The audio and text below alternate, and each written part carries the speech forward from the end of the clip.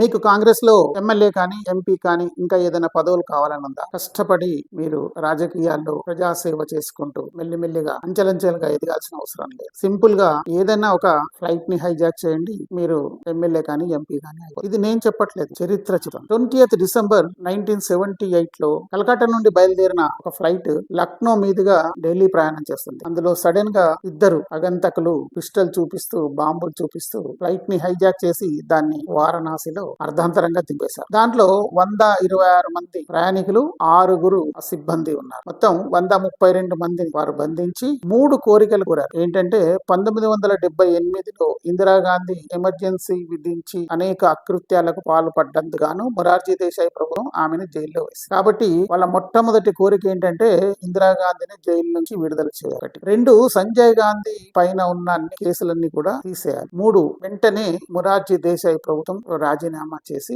గద్దె దిగిపోవాలి. ఈ 3 కోరికలను వారు కోరుతూ ప్రభుత్వ యంత్రాంగాన్ని మొత్తం పరిగెత్తించారు. కొన్ని గంటల డ్రామా అనంతరం తెలిసింది ఏంటంటే వాళ్ళ చేతిలో ఉన్నది ఒక బొమ్మ తుపాకీ, అలాగే ఒక క్రికెట్ బాల్ కి వాళ్ళు కొన్ని గుడ్డలు అవి చుట్టి బాంబులాగా చూపించారని చెప్పేసి తెలిసి వెంటనే వారిని నిర్బంధించి ప్రయాణికుల్ని విడుదల చేశారు. ఇది జరిగిన తర్వాత 1980లో ఇందిరాగాంధీ ప్రభుత్వం వచ్చిన తర్వాత వాళ్ళిద్దరు ఎవరంటే దేవేందర్ పాండే అండ్ బోలా పాండే, వాళ్ళిద్దరి మీద ఉన్న కేసుల్ని కొట్టేసి దేవేందర్ పాండేకి ఉల్లావ్ లో ఆయనకు ఎమ్మెల్యే టికెట్ ఇచ్చారు. అలాగే బోలా పాండేకి దోస్రాలో టికెట్ ఇచ్చారు. దేవేందర్ పాండే 1980లో 1985లో ఆయన ఉల్లావ్ నుంచి ఎమ్మెల్యేగా ఎన్నికారు. అలాగే బోలా పాండే దోస్రా నియోజకవర్గం నుండి 1980లో అలాగే 1989లో 1991లో ఎమ్మెల్యేగా గెలిచి దాని తర్వాత ఆయన ఎంపీగా కూడా మన పార్లమెంట్ వచ్చారు. అంటే ఇద్దరు అగంతకులు బాంబులు చూపించి ప్రజలని ప్లేన్ ని హైజాక్ చేసి ప్రజల్ని నానా తిప్పలు పెట్టిన వాళ్ళు కాంగ్రెస్ హయాంలో చట్టసభల్లో కూర్చొని